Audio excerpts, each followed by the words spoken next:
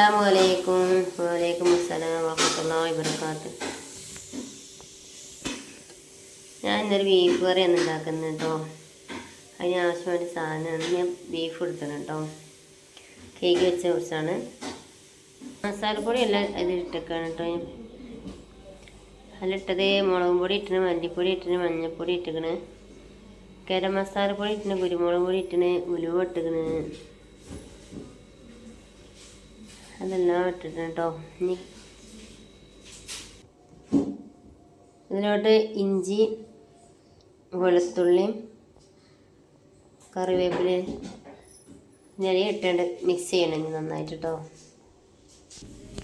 നന്നായിട്ട് മിക്സ് ചെയ്തിട്ട് ഇപ്പം ഞാൻ ഉള്ളി വാട്ടേണ്ടത് കിട്ടുന്നു കേട്ടോ. ഇനി ഇത് അടച്ച് വെക്കുക. ഇത് കറിയല്ല കേട്ടോ, വരട്ടിയതാക്കണം കേട്ടോ. വരട്ടിയതാണ്.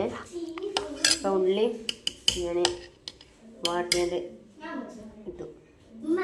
ഇത് അടച്ച് വെച്ചിട്ട് വേവിക്കട്ടെ. തന്നെ എല്ലാവരും ലൈക്ക് അടിക്കുക, ഷെയർ ചെയ്യുക, കമൻ്റ് ഇടുക ഇഷ്ടപ്പെട്ട. അസ്സലാമു അലൈക്കും.